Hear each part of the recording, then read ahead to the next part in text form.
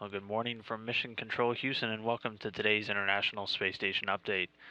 Joining us here inside of the flight control room at the Johnson Space Center in Houston, Texas, the Orbit 2 team currently on console right now, monitoring the International Space Station during a very busy time, seeing a visiting vehicle departing this morning, the Japanese HTV vehicle, which was backed away just a few hours ago from the Earth-facing side of the Harmony node.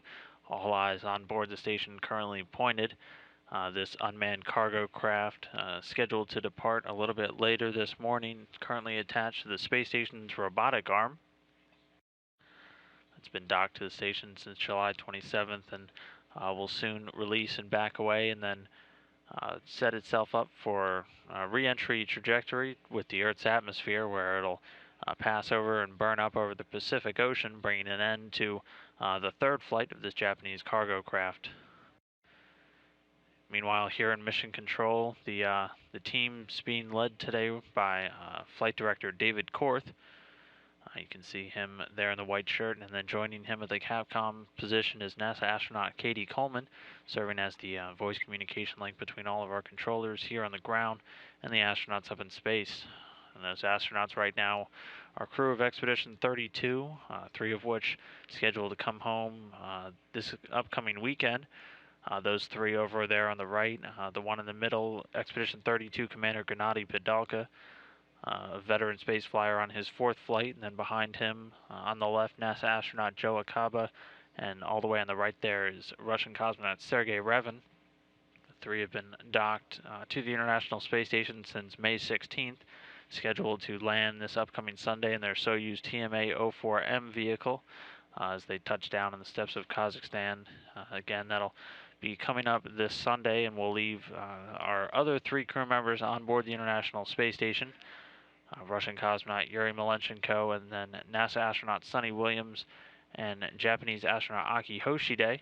The three will remain on board to begin the increment of Expedition 33, with Sonny Williams there all the way on the left, taking over the position of commander for that mission, and they'll remain on the station for a few more months as they continue their stint on board the International Space Station.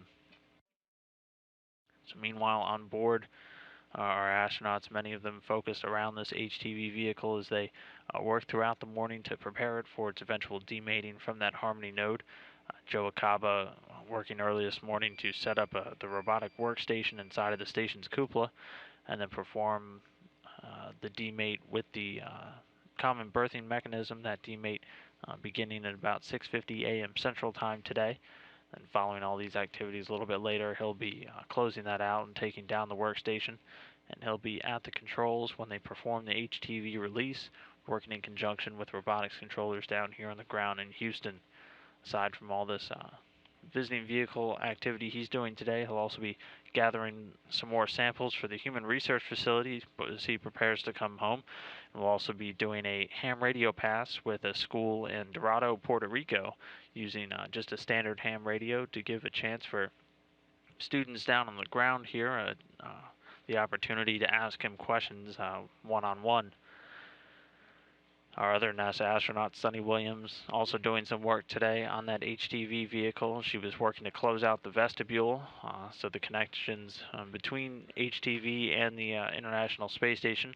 Also worked to install some more thermal covers, continuing some work she was doing yesterday with Aki Hoshide, and then was responsible for depressing or preparing the vestibule for HTV's final undocking.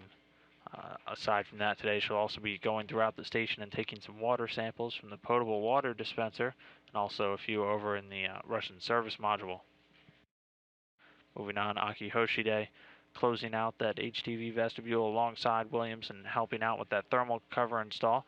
He'll be manning the robotic controls throughout the day alongside Joe Akaba. He also installed a hardware command panel inside of the Japanese module, and also the centerline berthing camera system, which assists both the astronauts and the controllers down here on the ground, giving them a good solid view of the craft as it's backing away from its spot on the International Space Station. He will also have a chance to do a ham radio pass. He did it earlier this morning, talking to a school in Queensland, Australia. And then a little bit later this afternoon, having an event with the Office of the Prime Minister of Japan, inviting the political leader on board the International Space Station to give him a look at what life is like inside for this Japanese astronaut. And meanwhile, our 3 Russian cosmonauts, starting off with Gennady Padalka, who's the current Expedition 32 commander and is also scheduled to come home this Sunday, working with a number of different biological experiments as he prepares to come back, taking some fluid samples for the Russian immuno experiment, which looks to track changes in the immune system response inside of these astronauts during long duration space flights. Also working on and taking some data reads for the Russian pneumocard experiment, which is the study of the ongoing adaptation of the astronaut's cardiovascular system, one of the many bodily systems inside these astronauts that is subject to change as they're exposed to microgravity for long durations of time. He's also working on setting up the Russian Matryoshka experiment alongside with Yuri Malenchenko, that a radiation experiment that tracks the radiation dosage that these astronauts are being exposed to. Named after the set of nested Russian dolls, it has a number of dosimeters or radiation reading devices spaced throughout a mannequin-sized doll that is then placed through different parts or different locations throughout the station to constantly monitor the radiation levels that these astronauts are being subjected to. Meanwhile, Sergei Revin doing some standard maintenance work throughout the Russian segment, uninstalling a few lights in the Poisk module where their Soyuz vehicle that they're scheduled to return home in is currently docked, and also taking out some lights in the Zvezda service module.